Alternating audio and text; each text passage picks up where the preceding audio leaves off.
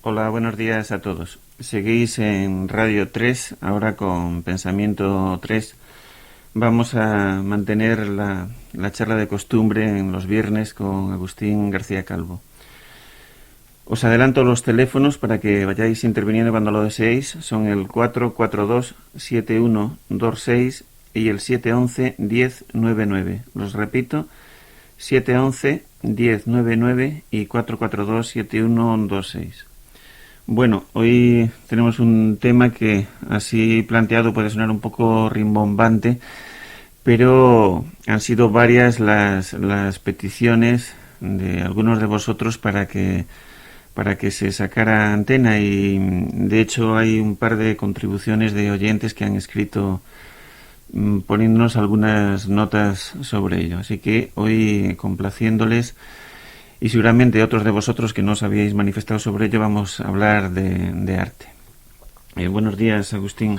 Buenos días, Javier. La verdad que dándole vueltas casi no sabía por dónde empezar tratando el tema este de arte, así que me he decidido, para empezar, aun corriendo el riesgo de que la cosa vaya así un poco dispersa, con una de las notas de la carta de uno de los oyentes, que dice: es obra de arte, lo dice, parece que quejándose, cualquier cosa que hagan los artistas, entre comillas artistas, es decir, los especialistas en eso que llaman arte, unas personas bien concretas y reconocidas como tales. Todo lo que quede fuera de un colectivo concreto, los artistas, y no responda al criterio por el cual a una obra de arte se la reconoce como tal, puede ser cualquier cosa menos arte. Esto nos lo escribe Jaime desde Vigo. ¿Qué te parece esto como introducción? ¿Qué podemos decir sobre ello? Sí, es una fórmula muy acertada, yo creo. Penetra bastante en la cosa en cuanto revela esta inversión. Ya se sabe que como el arma esencial de capital y Estado para engañar a la gente y administrar la muerte es la mentira, pues la mentira a veces, en casos afortunados, toma esta forma de inversión. Se dicen las cosas del revés. Parece que lo de sentido común era que es la obra la que hace al artista. Como nuestro oyente dice, hemos llegado en la culminación del progreso a la situación inversa de que es el artista el que hace a la obra artística. De manera que con eso se dice de una manera algo abstracta pero muy clara todo lo que vemos todos los días, que efectivamente no importa para nada la obra, el artista se ha comido a la obra, en exposiciones tanto de clásicos como de vanguardias es el nombre, es la firma, si se la puede reconocer, lo que hace que la obra sea de arte, de manera que el pobre desgraciado que anda por ahí perdido entre exposiciones y demás fiestas culturales, no le queda más remedio para saber lo que es una obra de arte que lo que nuestro oyente y corresponsal dice. No le queda más remedio que decir, bueno, pues obra de arte es lo que hace un artista. Cómo el artista ha llegado a ser un artista, es misterios de la promoción, del marketing y demás. El caso es que ha llegado a ser un artista, tiene un nombre, y entonces el nombre hace la obra. Esto es además casi un símbolo de lo que se puede aplicar al resto de la realidad. Es el nombre de la cosa el que hace la cosa. Ya, parece que uno de los criterios para determinar quién es artista, pues es el que los especialistas en artistas, los críticos de arte de los medios de formación, lo dictaminen como tal. Y de hecho lo que les preocupa de esos posibles artistas es que tengan una firma clara y distinguible de las de otros. Como prueba, voy a leer otro trocito. Este es de un crítico de arte del diario El País, que había formado parte de un jurado que han dado un premio nacional de arte a un artista, que acaba de ser proclamado como artista. Entonces, escribiendo sobre él, dice: dotado con una excepcional sensibilidad para la pintura, su trayectoria ha carecido de cambios imprevisibles y de sobresaltos. Por el contrario, ha conservado una identidad de fondo que hace relativamente fácil la identificación de sus cuadros. Esta es una de las cualidades. Sí, que los cuadros tienen rasgos que equivalen a la firma. Sí. De eso se trataba, sí. Y bueno, y paso para seguir con el tema con otra carta de otro oyente. Tengo que leer un trozo más extenso. Dice: en segundo lugar, pretendía sugeriros un tema de debate, no sin antes aclararlo y expresar mi escéptica opinión al respecto. Con motivo del acalorado confrontamiento de opiniones que ha provocado el tema películas coloreadas, con motivo del acalorado confrontamiento de opiniones que ha provocado el tema películas coloreadas. Y es que, en el fondo, no puedo evitar esbozar una cierta sonrisa en los labios al habla con puristas apasionados del respeto a la obra primigenia y original del autor de la película. No es que esté a favor ni en contra de los susodichos coloritos, pero no veo nada claro los matices, barreras, líneas, escalones, divisiones en las distintas consideraciones a la hora de valorar lo que es una obra de autor a respetar. ¿Qué diferencia un primer de un séptimo de un 23º arte? ¿Cuál es la marca nada clara del respeto a una película y no a un jardín, sostén, barra de pan o, por qué no decirlo, autopista? Porque digo yo que todas son obras de arte y detrás de cada una existe su autor. Bueno, luego sigue hablando que parece que lo que se está hablando es de propiedad intelectual y acaso dice deberían las mujeres conservar hasta la tumba su primera permanente. Al fin y al cabo merece un respeto a la obra del peluquero, bueno, etcétera. Yo creo que hasta aquí vale la cita. Sí. Que no sé qué... Sí, son sugerencias bastante pertinentes, yo creo. Sí, lo del respeto por la obra de arte, en ese caso, puesto que la obra de arte ha venido a no ser más que una cosa que ha hecho un artista, en realidad quiere decir respeto por el artista. Es decir, reincidir en esa especie de adoración bobalicona que reina por todas partes, según la cual se cree que eso de la creación es como la de Dios, como la de cuando Dios creó el mundo. Se cree que cada artista, cada poeta, efectivamente es un creador en el mismo sentido, que hace de la nada cosas. Y por tanto, cuando se dice respetar cuidadosamente su obra, conservar su legado, reeditar más o menos cuidadosamente, pero en todo caso profusamente, los menores papeles que haya dejado perdidos por ahí, recoger, recolectar en museos o en tiendas de arte todas las pinceladas que haya dejado también. Detrás lo que se está diciendo es respetar a la persona. No hay que olvidar que todo este truco de que lo importante es el artista, lo importante es el poeta, lo importante es el creador, está en consonancia con el engaño principal que aquí hemos dicho, que es el de las democracias tecnocráticas, las demotecnocracias, tecnodemocracias, o como se llame, la forma de dominio que nos toca, que es la creencia en la persona. Creer que cada uno es cada uno, que hace lo que quiere, que sabe lo que hace, gracias a lo cual se monta todo el tinglado pues de las votaciones y por un lado, por el lado del Estado, y del marketing, la fabricación de gustos personales, con la publicidad y demás, por el otro lado, por el lado del capital. De la misma manera, en el terreno del arte, pues lo mismo. El artista es casi como el ejemplo por excelencia de la persona que sabe lo que hace y del cual salen como de un centro misterioso pero infinitamente respetable las obras que produce. Esta es la mentira esencial y contra ella es contra la que tendríamos que ir hablando de diferentes maneras.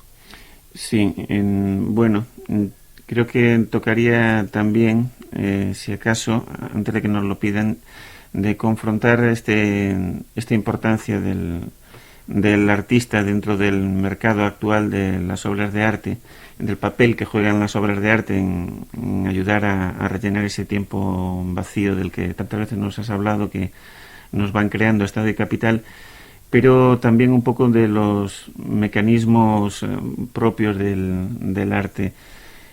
Merecería la pena que nos atreviéramos a intentar decir, aparte de ese papel que juega, qué otra cosa es el arte, atendiendo esos mecanismos internos del... Sí, tienes razón. Yo creo que, como hemos visto en tantas otras cosas, si es verdad, si es una denuncia de mentira, una crítica que se hace, esa crítica debe encontrar cebo, debe encontrar sustento en la propia forma de las producciones. Esto lo hemos dicho a propósito de los principales monstruos como la televisión. Hemos tratado de ver cómo en su forma misma estaban ya implícitas todas las intenciones de lo alto, todos los fines, de forma que no podía servir para nada más que para lo que sirve. Si analizamos la producción artística, yo creo que es bastante fácil ver en muchos casos esto que decimos, es decir, cómo en la propia constitución de la obra se revela esta condición política que estamos denunciando y qué es lo que tiene que ver con ese engaño fundamental de creer en el artista, en el creador, en vez de disfrutar de la obra. Lo esencial en las artes plásticas, se ve muy claro, es la inutilidad. Es decir, estas obras tienen que cumplir la condición de que no pueden servir para nada que a la gente le sirva de algo. Si se arriesgan a ser útiles, a poder proporcionar algo de disfrute a la gente corriente, entonces automáticamente empiezan a salirse del reino ese de la cultura, donde se valoran los lienzos según la firma, y por tanto no cumplen esta función funesta que Estado y capital tienen encargada al artista. Los cuadros de las exposiciones, tanto las de los nombres de clásicos y de consagrados, Velázquez, Picasso, como la de las nuevas glorias que los críticos de arte y el marketing van formando, son exposiciones donde solamente se puede ir para hacer cultura, para hacerse culto y también para hacerse el culto delante de los demás, lo cual quiere decir no servir para nada. Aquí justamente hemos denunciado una y otra vez esto de que el hacer cultura y el hacerse culto es justamente la forma de decir indirectamente no hay disfrute, no hay placer en la cosa, no hay verdadera utilización.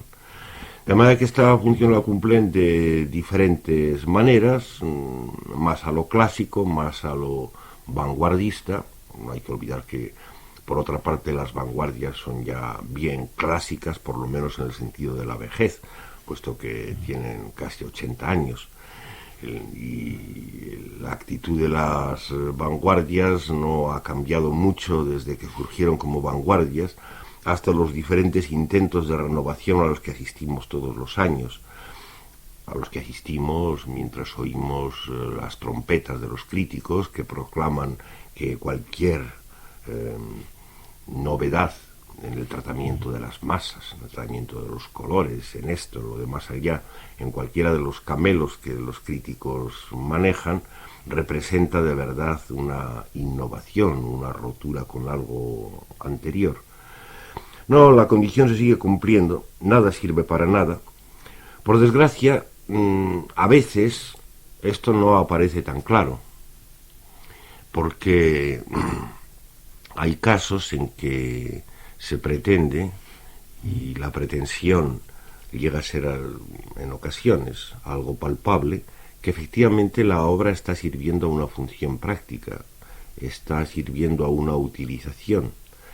Esto se ve muy claro en ese detalle redentor que suelo decir, de que se dota a los grandes bloques de viviendas. Lo horrendo, lo mortal, lo funesto del bloque de viviendas, es decir, la renuncia de la arquitectura a servir de verdad a la gente y en cambio a servir, a rendir servidumbre a Estado y capital, se disimula pues con una escultura que está a la entrada del portal, un alto relieve en bronce, un jardincito con bonsáis japoneses, una pintura que decora las paredes del portal, unos mosaicos a lo Miró, cualquier cosita por el estilo, ¿no? Y entonces, claro, parece, dice, hombre, es evidente que si está en el portal, que si está a la entrada, eso está en el sentido que uno desearía, está para el disfrute de la gente corriente que entra y sale de la casa, que pasa por allá. En verdad, hay una pequeña cuantía de posible y ocasional disfrute que por supuesto está enormemente compensada con el verdadero servicio, no utilidad, que ese detalle redentor está prestando a Estado y capital, justamente al disimular lo horrendo, lo funesto del bloque de viviendas en que se inserta. Sí, perdón, en una ocasión escribías en la poesía contra la conciencia y por el recuerdo en conflicto con la historia y con el lenguaje. Esto que acabas de decir se debe entender como que ese conflicto lo ha ganado la historia contra la poesía o contra el arte en la medida que se le pueda también atribuir ese conflicto. Sí, vamos, no vamos a decir lo ha ganado porque eso se prestaría a que nuestros oyentes y cualquiera nos tachara de fatalistas, como si todo ya estuviera hecho. Ya sabes que aquí siempre contamos, porque nadie nos ha demostrado lo contrario, simplemente contamos con las imperfecciones, con las rendijas que quedan en el sistema que denunciamos. Pero efectivamente se podría decir va en camino de ganarlo, la historia, la cultura. Lo que antes he dicho de reducción de la utilidad del disfrute, que parece que sería lo propio de cualquier chisme, de cualquier obra. La reducción de la utilidad y del disfrute al mero hacer cultura y de paso hacerse culto es al mismo tiempo una rendición a la historia. Lo uno va con lo otro. Eso que hemos denunciado a propósito de la televisión, de que hasta la actualidad más inmediata, por el solo hecho de pasar por la pequeña pantalla, queda automáticamente convertido en historia, es decir, en muerte, en cosa muerta. Eso mismo puede aplicarse a cualquiera de las producciones artísticas, desde el momento en que vienen a hacer cultura y hacerla por medio de ese truco del que no nos podemos olvidar, que es el sometimiento de la obra al nombre del artista. Desde ese momento está reduciendo ya a la historia del arte cualquier cosa que se esté produciendo en este mismo momento. En realidad el poeta está haciendo, poeta de éxito y promocionado por los medios culturales entre las élites, ya se sabe que hay masas de élites también, o élites de masas. El poeta lo que está haciendo con lo que pretenden ser combinaciones de palabras es en verdad historia de la literatura contemporánea. Y el artista con cualquier cosa que haga, manejos de pinceles, de papeles, de telas, de piedras, de metales, lo que está haciendo es con el pretexto de ese manejo historia del arte contemporáneo, es decir, contribuyendo a hacer creer que sigue habiendo arte, que se siguen haciendo cosas. Y en verdad se siguen haciendo. Lo que pasa es que se siguen haciendo para la muerte, es decir, para la cultura y para la historia, que es lo mismo. Y en cambio está casi negado que se hagan para lo que parece al sentido común que debían hacerse, es decir, para su uso, para que a la gente le sirviera para algo, le fuera útil y placentero al mismo tiempo. Sí, bueno, queda por ahí alguna cosa, pero esperemos que irá saliendo ahora, porque tenemos ya varias voces deseando empezar a participar. Vamos con la primera de ellas. ¿Hola?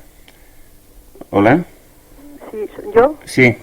Sí, bueno, yo quería añadir a esta primera intervención que habéis leído, de una carta que habéis leído de Jaime de Vigo, Sí. Que me parece que es muy importante esto que dice de lo de que arte se considera lo que hacen las personas, una serie de personas determinadas, ¿no?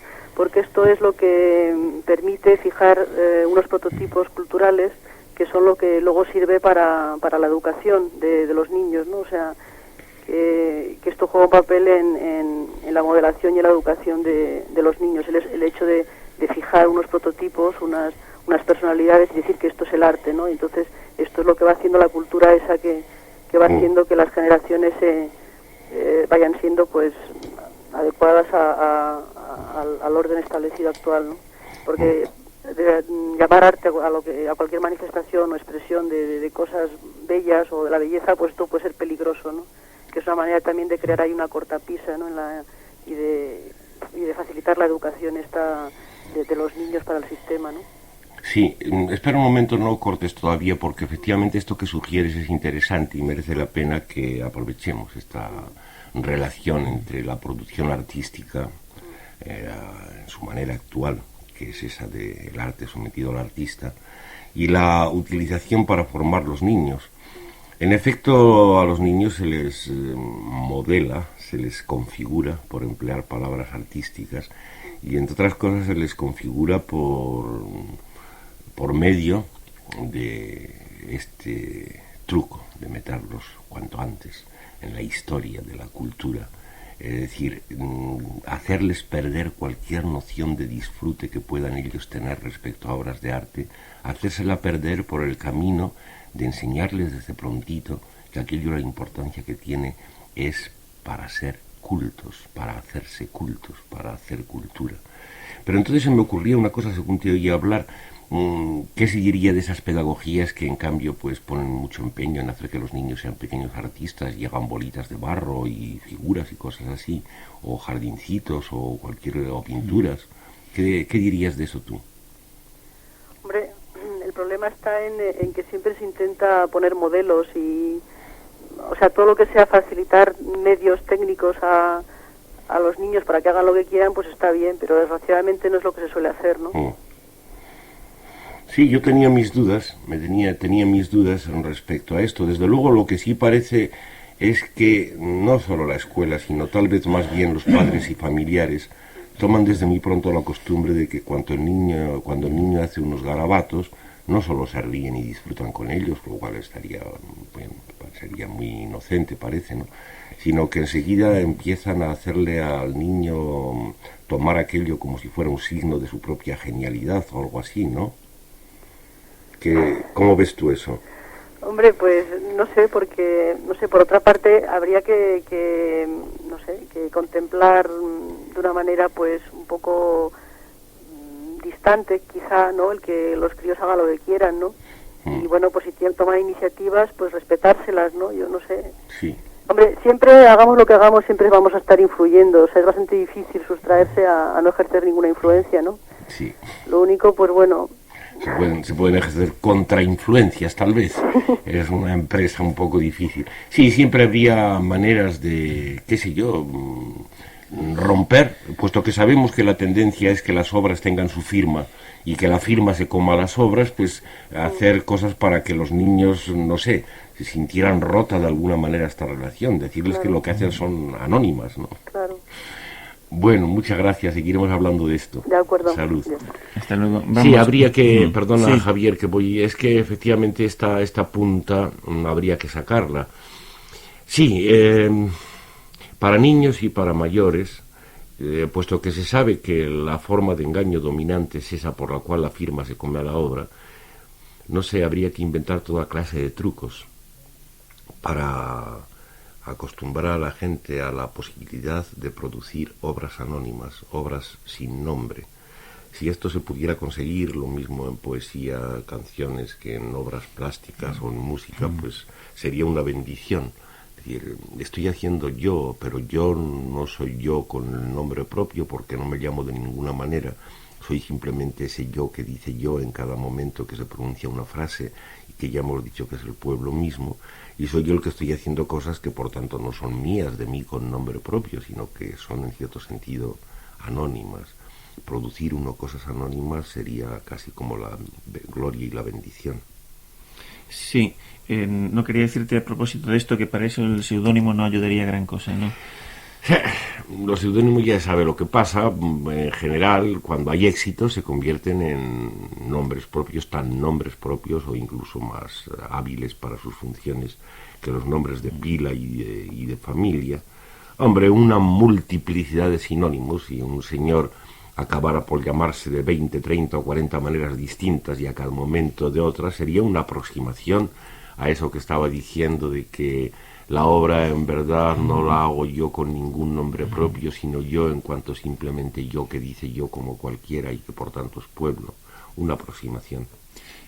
Vamos entonces con una segunda llamada. Tengo que decir que el segundo trozo que leí era de una carta de Germán de Elche, que se me había pasado decirlo. Y vamos con otra llamada. Hola. Hola, buenos días. Buenos días. Sí, quería hacer algunos comentarios cortos sobre esto que estamos hablando del arte. En primer lugar, comentar que, o sea, se me ha venido al pensamiento fragmento del librillo del amor y del olvido de Agustín, que, o sea, quería hilvanarlo un poco con esto del arte. Es decir, hay una frase que dice, que está muy bien, sobre las fiestas y las orgías, ¿no? Es decir, las fiestas y las orgías vienen a ser, pues, una justificación para esconder un poco esto que se escapa, que es el amor y etcétera, ¿no? Entonces, con esto del arte, pues pasa un poco lo mismo, ¿no? Con esta palabra, pues, se intenta justificar lo que se mueve por debajo, que claro, siempre lo que se mueve por debajo, pues, da miedo, puede provocar cosas que no se quieren, ¿no? Y con eso también quería, digamos, juntarlo un poco con el papel que hace la crítica, ¿no? O sea, la crítica de arte, pues yo creo que intenta es esto, ¿no? O sea, justificar por medio de la palabra arte, pues, la mayoría de cosas que se hacen. Con esto, pues, la crítica, antes de ver una película, antes de leer un libro, pues ya nos va diciendo con lo que nos vamos a encontrar, ¿no? Para que no nos conmueva mucho, es decir, aquello, ¿no? Y claro, enseguida que habremos cerrado el libro o habremos visto la película, pues sepamos que aquello es una película o aquello es un libro. Por otra parte, también, ¿para qué sirve el arte, no? Y para mí, pues, podría ser aquello que despierta por mecanismos, como pueden ser la palabra, la imagen, la música, aquello que de común hay en todos. Y con esto, pues, lo que estamos haciendo aquí, pues, las palabras que nos está transmitiendo Agustín, pues podrían ser arte, ¿no? Porque nos está despertando estas cosas que estaban un poco pudriéndose por ahí debajo y que las estamos reconociendo todos, ¿no? Y por esto, pues, todos estos problemas de las autorías y los derechos de autor y tal, pues, son un poco juegos de niños, ¿no? Esto de que se pelean porque esta idea es mía y tal. Pero claro, solo con las ideas pueden ser de cada uno, ¿no? Porque si realmente fueran de todos, pues no habría este tipo de... Nuestro amigo, respecto a que son como cosas de niños, de esos que tiran cada uno por su lado un juguete y dicen es mío, efectivamente a eso se parece todo esto de la autoría y de los derechos de autor, que efectivamente dentro de la economía pues tienen un papel muy importante esta disputa por los derechos de autor. No hay que olvidar a estos cientólogos, no me acuerdo cómo se llamaba el señor, norteamericanos de años pasados, que ponían el signo de la marca registrada en cada frase que le parecía un poco original que había en los libros que pronunciaba. Tenían toda su R con circulito encima para que no se perdiera nada. Se parece un poco a lo de los niños, pero desde luego se parece más a lo de las tumbas, ¿no? A lo de los faraones tratando de recoger en su tumba todas las propiedades de su vida, como para disfrutar de ellas en la ultratumba. Lo que te quería preguntar era sobre tu segunda cuestión respecto a los críticos, porque era muy razonable lo que decías, pero ¿qué piensas de esto de que los críticos efectivamente muchas veces son muy finos, son muy penetrantes, y justamente les descubren a las obras de arte pues esa misma capacidad de descubrir lo que está por debajo y te cuentan que efectivamente tocan tales y cuales fibras y que hacen tales o cuales denuncias? No sé si tú eres un disfrutador de críticos de arte y de poesía, pero hay mucha gente que llega a disfrutar de esta literatura que es la crítica de una manera especial. No sé, quería consultarte un poco qué es lo que sientes respecto a eso. Sí, bueno, ahora que acabas de decirlo, pues realmente si algo queda de arte y tal, pues habría que darle a los críticos esto, ¿no? Porque a veces uno pasa más gusto de escuchar a los críticos que de ver las mismas obras de arte, ¿no? Un poco también por lo que dices tú de desentrañar un poco las mentiras que nos puede, o sea, que nos puede transmitir la obra de arte, sí, o ayudar un poco a comprenderla. Sí. Lo que yo hacía un poco a nivel general, o sea, dejando un poco estas críticas así, digamos, que sean buenas, pues lo que se ve es este análisis que que rompe un poco con todo, ¿no? Es igual que si estuviéramos viendo un espectáculo de los payasos y a los niños pues les desmenuzáramos aquel espectáculo, ¿no? Sería un poco esto, un poco la muerte de todo. Ahora bien, por otra parte, he de decir que a veces es más placentero leer una crítica que ver el mismo espectáculo, ¿no? Sí, eso es una cosa curiosa. Yo recuerdo de grandes lectores, mi padre mismo era un ejemplo, yo no lo soy, que efectivamente sacaban mucho gusto desde las cosas de Ruskin y demás hasta los críticos más actuales, y efectivamente la obra queda un poco olvidada ahí como pretexto. Claro, lo que pasa es que justamente me parece, ¿no?, que esta interposición de la crítica lo que hace es confirmar la inutilidad de la obra misma, hacer que no sirva para nada, ¿no? Es decir, convertirla del todo en un objeto literario. Bueno, lo mismo podría ser la obra de arte, pues no sé, la naturaleza, las puestas de sol. En cuanto se la hace objeto de disfrute de una forma de literatura crítica, parece que con ello se confirma su inutilidad o algo así. Bueno, no sé si seguías escuchando. Entonces, no sé si quieres decir algo más de lo que estáis hablando o pasamos a otra cosa o otra llamada. Agustín, te digo. No, vamos a esperar otra llamada más porque efectivamente se nos va pasando el tiempo y habrá más voces por ahí. Adelante. Sí, pues vamos con ella. Hola. Hola, buenos días. Mira, yo quería preguntarte, Agustín, tú que sabes mucho de etimología y eso, primero, ¿qué arte, de qué viene la palabra arte? Y luego otra cosa que quería deciros es esto del arte y poner esto de las etiquetas hasta el séptimo arte. Y, por ejemplo, el arte de vivir y el arte de amar, que para mí me suponen artes mucho mayores que las artes plásticas, por ejemplo, ¿por qué no se le trata como un arte, ¿no? Por ejemplo, eso, el arte de amar y el arte de vivir. Sí. Bueno, supongo que respecto a esto último te has acordado un poco de que ya en la antigüedad, pues, bueno, en la antigüedad tardía, Ovidio sacó lo del ars amatoria o ars amandi, donde aplicaba el nombre de arte justamente a eso. ¿Estabas pensando en algo de eso, en lo del arte de amar de Ovidio o así? O... No, estaba de lo del arte de amar en un libro de Erich Fromm que hablaba un poquito de eso, del arte de vivir y del arte de amar, que era algo que no se cuidaba y que no se valoraba hoy en día mucho, porque como no, eso no se puede vender, no se puede, pues, como eso, como los cuadros y eso, no se puede vender como lechugas y eso, pues me ha salido por ahí, no por lo del Ovidio y eso. Ya. Bueno, no sé. Me parece que estabas queriendo decirle algo. Sí, no, que Erich Fromm sí vendió muchos libros sobre el arte de amar y al final sacar una normativa sobre eso acaba apareciendo el artista también y se repite un poco la feria anterior de las obras de arte, ¿no? Sí, en realidad eso de que efectivamente el amar y hasta el vivir no pueden venderse como productos culturales, por desgracia no parece muy claro, ¿no? Incluso ya desde en la forma más antigua, en la de Ovidio, pues esta técnica del galanteo tan elegantemente expuesta como está en el librillo de Ovidio, efectivamente parece que confirma una cierta resignación con la muerte de la pasión que arrebata, puesto que después de todo se trata de controlar también el amor, de desarrollar artes y artimañas más o menos graciosas, más o menos eficaces.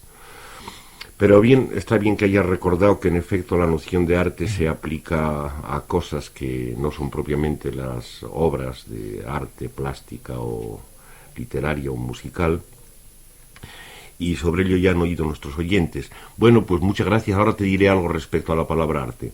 No, ya le habíamos cortado. Muy bien, la pues llamada. en cuanto a la etimología, es una de las que me he ocupado especialmente. Los oyentes que tengan interés por estas curiosidades pueden verla muy desarrollada en la parte de introducción del libro que saqué del ritmo del lenguaje, que ahora se ha republicado en un libro que se llama Hablando de lo que habla.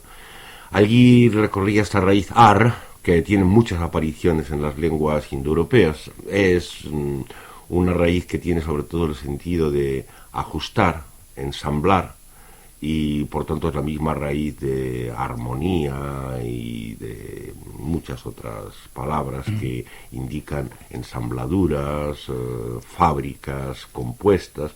En todo caso, a lo que parece que hace alusión la palabra es sobre todo eso, al tomar elementos dispersos que podrían perderse en algo caótico y hacerles adquirir una estructura o algo por el estilo. Esto parece ser el sentido más general que después se desparrama en todos esos usos que, bueno, se pueden ver en la lista que se acaba ahí donde he dicho. Sí, vamos con la siguiente llamada. Hola. Hola, buenos días. Buenos días. Mira, querría hablar sobre la relación que existe, porque veo que existe, entre lo que comentaba antes Agustín acerca de las artes plásticas de los niños y su supuesta interpretación por parte, para mí, de esos profesionales que cada vez me recuerdan más a las brigadas sociales, que son los psicólogos. Yo creo que estos están últimamente desempeñando el cargo de policías casi mentales y están, y de reinserción de los descarriados. Sí. Porque vamos, hay que tener muy en cuenta que cada vez más están pues integrando los psicólogos, o por lo menos los psicólogos estos que casi sistemáticos, en todo tipo de empresas. Ya no puedes entrar en ninguna empresa si no hablas con ningún psicólogo. Todo examen requiere en estos momentos un previo examen psicotécnico. Y estos para mí son los mayores interpretadores del arte, de su arte, claro.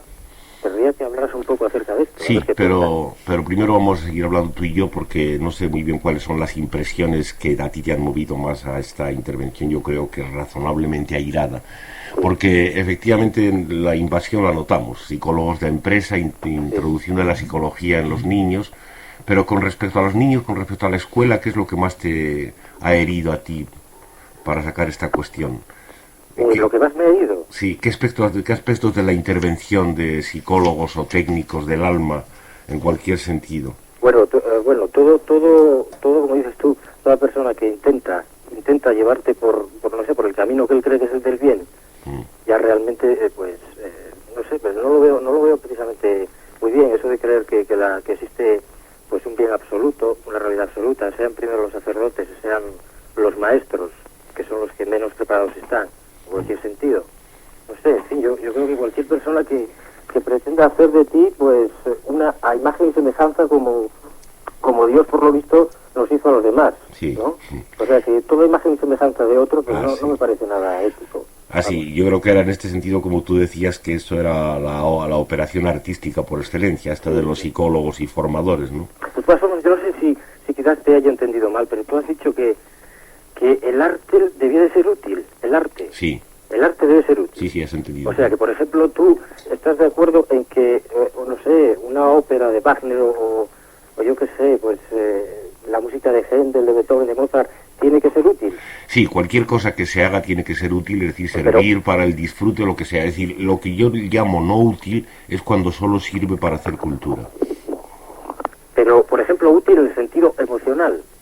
Bueno, sí, el útil, como se dice de cualquier otra cosa, el disfrute, el usufructo, alguna cosa que admita usufructo, alguien que la gente corriente pueda usar para algo. Para algo, pero ¿tú crees que la música se puede utilizar para algo? Sí, claro, sí. Se puede utilizar como placer. Sí. Por supuesto, que si una obra de arte, sea plástica o no, también puede interpretarse como algo de placer para el que la contempla.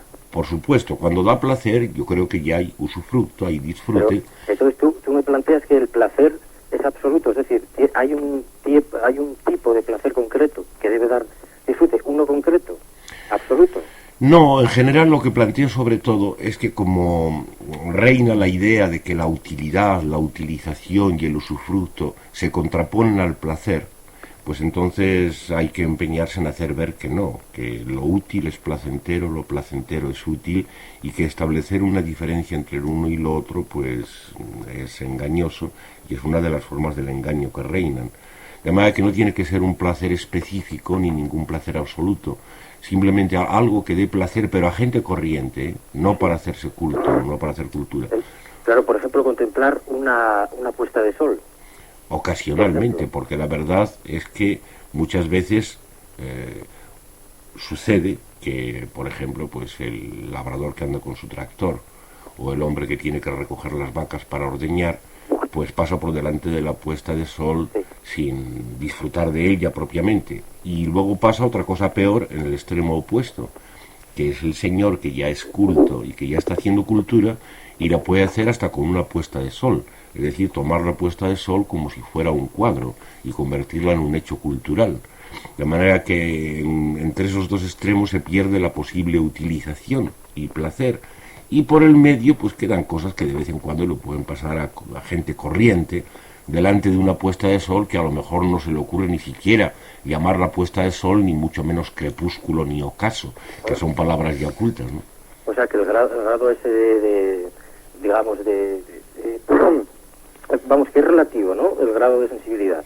Sí, sobre todo lo que se me ocurría según lo que venía hablando contigo es esto, que es muy ordinario que se diga que la sumisión al tenerse que ganar el pan a las necesidades primarias, como en los ejemplos que he puesto, impide el disfrute de la hermosura, por ejemplo. Y esto es verdad, pero hay que decir que la culminación del proceso que hoy estamos denunciando, en que el arte desaparece bajo el nombre del artista y en que no sirve más que para hacer cultura, vuelve a reproducir esa condición primaria. Es decir, desde el momento en que ya la cosa está sometida a sus nombres, a sus finalidades culturales, pues desaparece igual o más eficazmente. Yo creo que más eficazmente que para el pastor primitivo y para el labrador, el cual de vez en cuando tal vez podía distraerse, ¿no? ¿Pero tú crees que desaparece para el artista o para el que lo utiliza? Para los dos. Para el artista, por supuesto, puesto que ya a aquello no le importa más que como un medio para hacerse su nombre, no como un medio para hacerse la obra, lo cual sería normal, sino como un medio para hacerse su nombre o su firma, y yo creo que en consecuencia para también los consumidores, sí. ¿Tú no crees que los artistas, por desgracia, tienen que hacerse un nombre? Si no pueden ser inútiles, diría yo. Bueno, tienen que ser antes útiles. Bueno, ¿En el sentido en el que tú desprecias? Sí, la sociedad hace creer que el único estímulo que hay es el de la gloria y el nombre. Yo no lo creo así. Yo pienso que efectivamente el hacer cosas puede ser por sí tan gozoso que puede permitir, sin necesidad de ser ningún santo, puede permitir el olvidarse de la finalidad de hacerse el nombre y de hacerse la gloria. Desde luego no es eso lo que enseña la doctrina de los yuppies y ejecutivos de Dios, para los cuales no hay más estímulo que el de las empresas de éxito, es decir, hacerse nombre y hacerse gloria. Bueno, encantado de haber hablado. Igual por nuestra parte. Igualmente, bueno, sí. Hasta luego. Tenemos una llamada más. Adelante con ella, sí. Hola. Hola. Sí. Oye. Sí, te oímos. Es que no te oigo muy bien.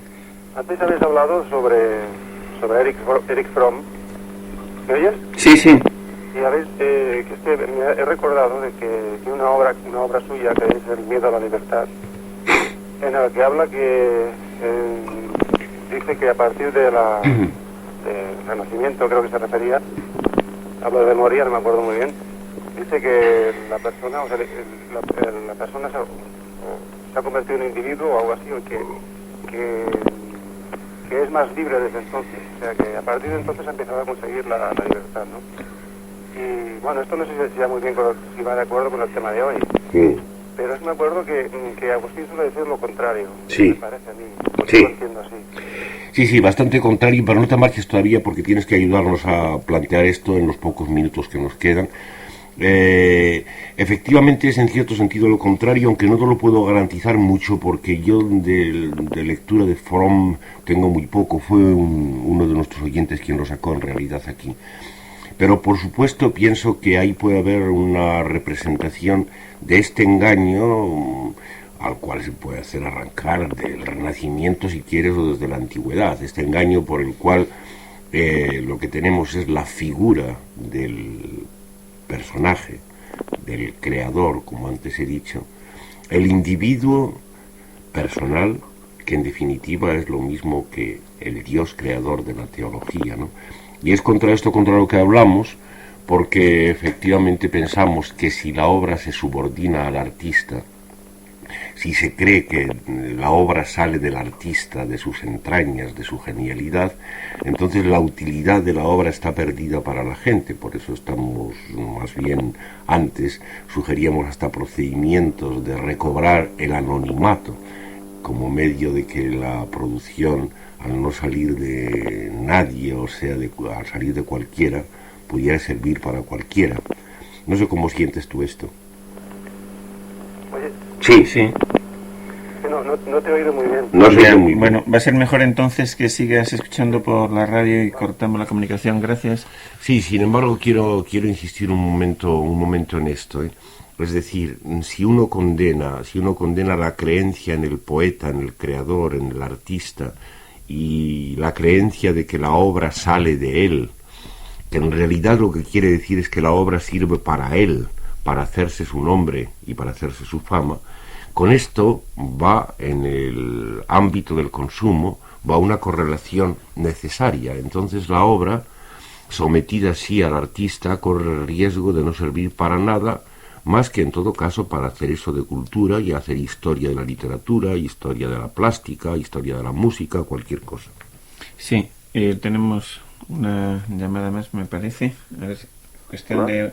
Hola, ¿sí? Hola, buenos días. Buenos días. Me llamo Diego, llamo de Hola. Almería. Hola. Quisiera volver al tema de la cuestión de la autoría de la obra, Sí. de arte, del yo. Y llegábamos a la conclusión de que era engañoso. Pues me pregunto que más engañoso todavía sería el contenido de esa obra, de ese yo. Nada más. Un momento, no te vayas, que es que no sé si lo he entendido muy bien. ¿Sería más engañoso el contenido? ¿En qué sentido lo dices? Sí, porque me temo que lo que se dice ya está dicho, ¿no? Todo. Lo que va a decir ese autor, o lo que va a expresar, ya me refiero en concreto a la literatura. Sí. Poco va a decir. Poco va a decir por qué. ¿Por qué ves tú que sea muy difícil que vaya a decir algo? Bueno, en la gran mayoría de los casos, me refiero, que ya te digo, en cuestión de literatura. Sí, tomándolo como por tu observación, ¿no? Sí. Bueno, pero yo lo que trataba de entrever, y no sé si estaba en tu intención, es una relación entre esto de que en general encuentres que en la literatura no se hace más que decir lo que ya está dicho, y esta otra cuestión que hoy tratábamos de manera central, que es que la obra quede sometida al nombre del autor, y incluso esta alabanza que hacíamos del anonimato, ¿no?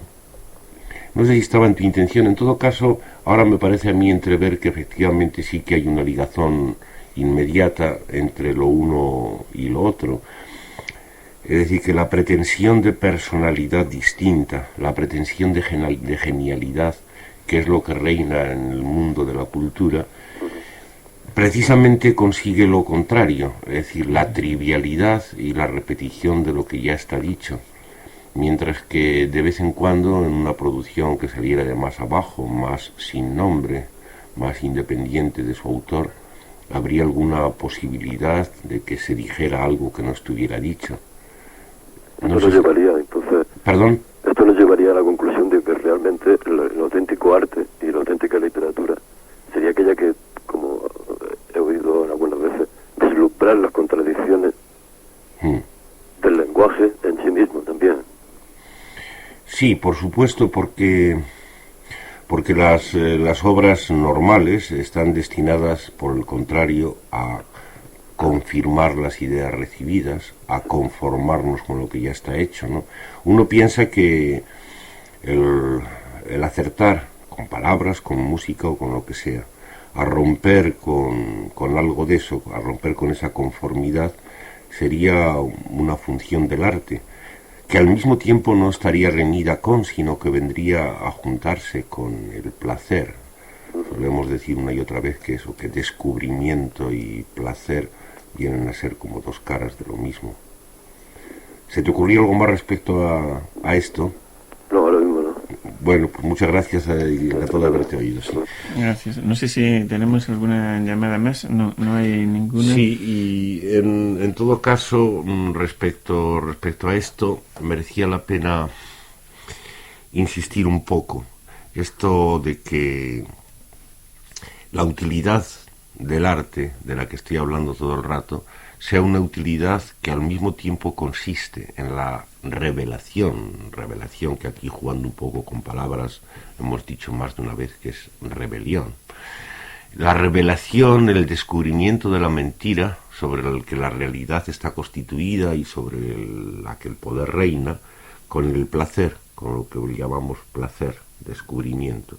No hay que olvidar que lo que las artes proporcionan por ahí, cuando parece que están usadas por las masas, estoy pensando por ejemplo en la canción para masas, es en todo caso diversión, entretenimiento, manera de llenar el tiempo, que como más de una vez hemos dicho, esto de llenar el tiempo es justamente el truco para mantenerlo vacío. El vacío siempre se presenta como el llenado, pero negamos que esas formas de producción para masas, que por otra parte son personales, en el caso de la canción están hechas justamente por personas ilustres, por ídolos con millones de fans a su alrededor, alrededor del nombre propio sobre todo y de la cara, negamos que esas producciones puedan tener ninguna de las dos cosas que decimos, ni verdadero disfrute, ni capacidad de placer, ni, por supuesto, posibilidad de descubrimiento, asomo o vislumbre de descubrimiento de las mentiras establecidas. De manera que habíamos estado hablando sobre todo de producciones artísticas que no servían para nada, en el sentido de que no eran más que para museos, exposiciones, conciertos para gente fina, que al ser medios de hacer cultura, efectivamente se hacían incapaces para un verdadero disfrute y no servían más que para el nombre. Pero no hay que olvidar también que hay, como en el caso este de la canción para masas, hay cosas que tienen la apariencia engañosa de que sí están sirviendo para mucha gente, para millones de gente. Bueno, y por otra parte también, la gente, tal vez muchos miles, hasta millones, que visita exposiciones o que va a conciertos finos, son también masas. Ya hemos dicho que la élite no quita la masa, sino que es una forma de la masa, ¿no?, que también está compuesta de élites, ¿no?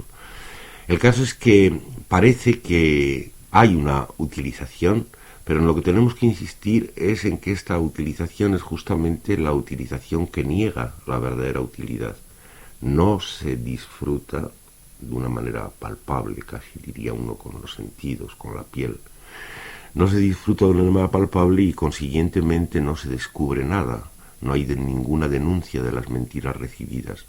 Por el contrario, al servir para la mera diversión, igual que los medios de formación de masas, televisión y demás, al servir para la mera diversión está sirviendo para la conformidad, para el no descubrimiento, para el no placer, que van siempre juntos. Eso es lo que había que poner de relieve. Bueno, pues con eso nos despedimos por hoy. El próximo viernes estaremos de nuevo con vosotros a la misma hora si no hay novedad. Hasta entonces, salud.